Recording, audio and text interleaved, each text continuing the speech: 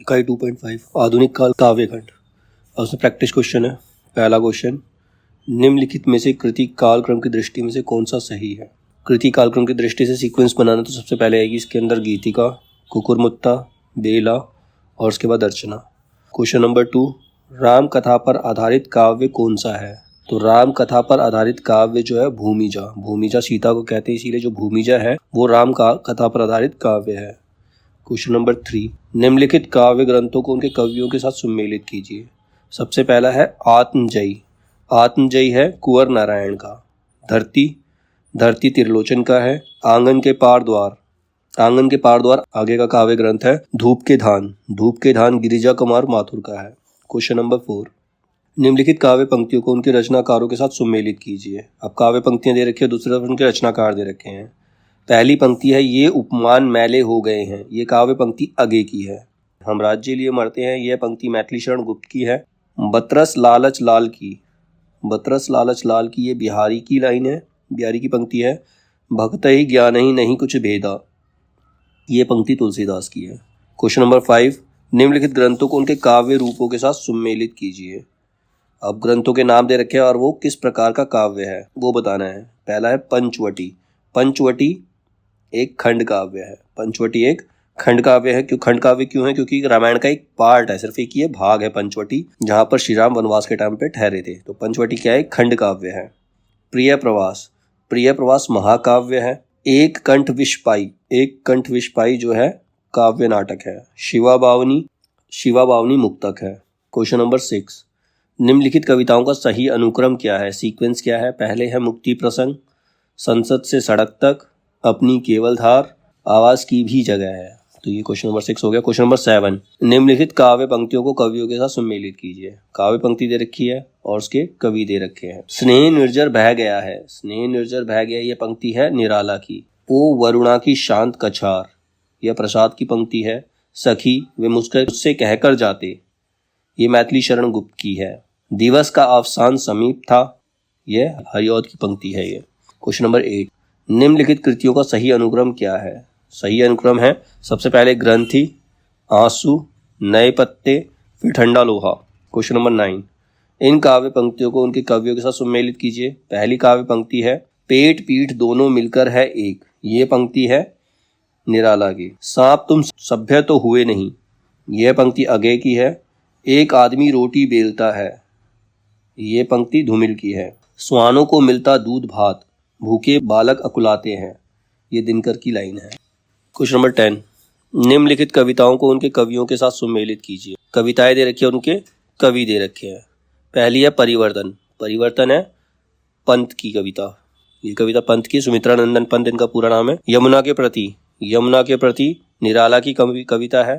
पेशोला की प्रतिध्वनि, यह प्रसाद की कविता है, जयशंकर प्रसाद। सोन मछली, सोन मछली आगे की कविता है। क्वेश्चन नंबर 11, प्रसाद कृत प्रलय की छाया की विषय वस्तु में के केंद्र में है, उनके केंद्र में क्या है, मतलब उसका केंद्र क्या, सेंटर पॉइंट क्या है। प्रसाद ने एक रचना लिखी है प्रलय की छाया, उसका केंद्र बिंदु क्या है, उसका केंद्र बिंदु है रानी कमलावती का पश्चाताप, यही उसका सब्जेक्ट है। क्वेश्चन नंबर 12, निम्नलिखित काव्य पंक्तियों को उनके रचनाकारों के साथ सुमेलित कीजिए। पहली काव्य पंक्ति है, सजनी मधुर निजत्व दे कैसे, मिलू अभिमामनी में, ये पंक्ति है महादेवी वर्मा की।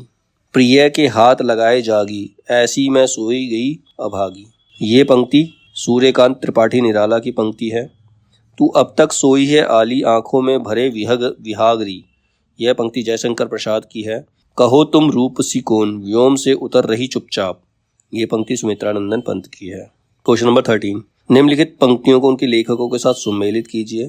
पहली पंक्ति है, अब अभिव्यक्ति के सारे खतरे उठाने ही होंगे, ये पंक्ति है मुक्तिबोध की।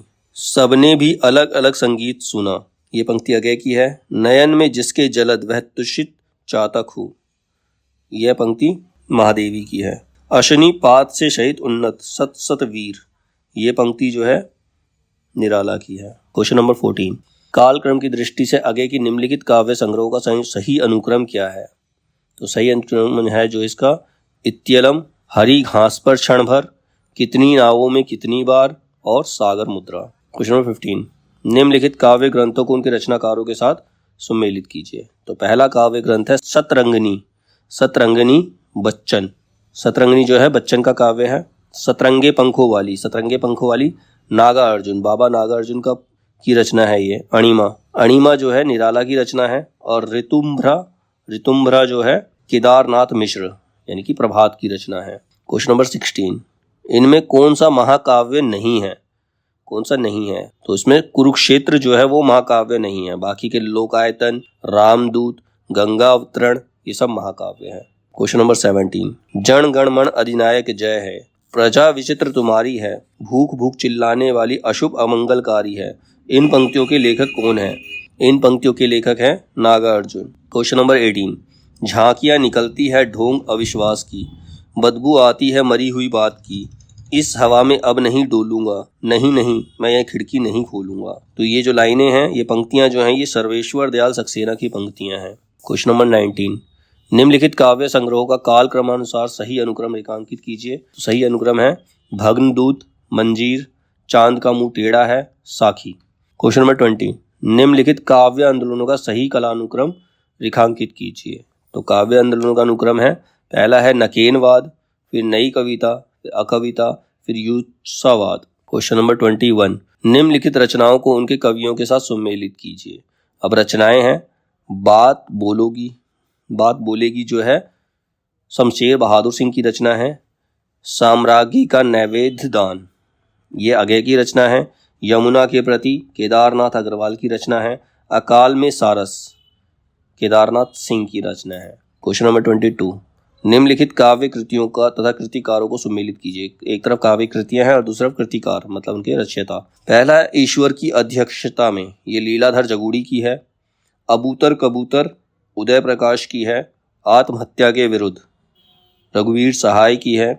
जल सागर श्रीकांत वर्मा की है। क्वेश्चन नंबर 23, रचना काल के अनुसार लंबी कविताओं का सही अनुक्रम लिखिए। तो लंबी कविताओं का सही अनुक्रम है, पहले प्रलय की छाया, असाध्य वीणा, पटकथा, फिर कन्हार।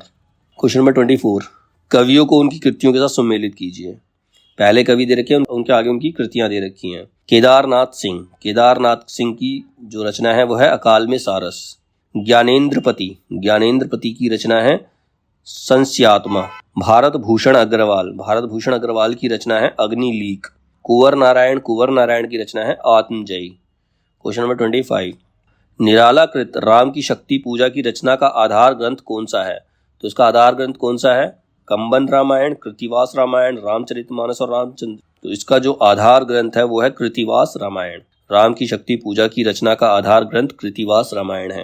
क्वेश्चन नंबर 26, निम्नलिखित अंशों को उनके कवियों के साथ सुमेलित कीजिए। पंक्ति दे रखी है, जो घनीभूत पीड़ा थी, ये पंक्ति प्रसाद की है, जयशंकर प्रसाद आंसू कविता की लाइन है। जो घनीभूत पीड़ा थी, हर प्यारे को सेज पास नम्र मुख हंसी खिली, ये पंक्ति निराला की है।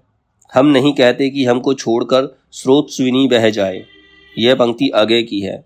जी हाँ हजूर मैं गीत बेचता हूँ, ये पंक्ति भवानी प्रसाद मिश्र की है। क्वेश्चन नंबर 27, रचना काल के अनुसार सही अनुक्रम लिखिए। सही अनुक्रम है इंद्रधनुष रोंदे हुए ये, फिर सीढ़ियों पर धूप में, उसके बाद नए इलाके में, फिर वाज श्रवा के बहाने। क्वेश्चन नंबर 28, ज्यों ज्यों बसे जात दूरी दूरी प्रिय प्राण मुरी, त्यों त्यों धसे जात मन मुकुर हमारे में। भ्रमर गीत प्रसंग में संबंधित उपयुक्त पंक्तियों के कवि कौन हैं? इन पंक्तियों के कवि हैं जगन्नाथ दास रत्नाकर। क्वेश्चन नंबर 29, धिक दाय तुम यूं अनाहुत, धो दिया श्रेष्ठ कुल धर्मधूत, राम के नहीं काम के सूत कहलाए। उपयुक्त काव्य पंक्तियों का संबंध किस काव्य रचना से है?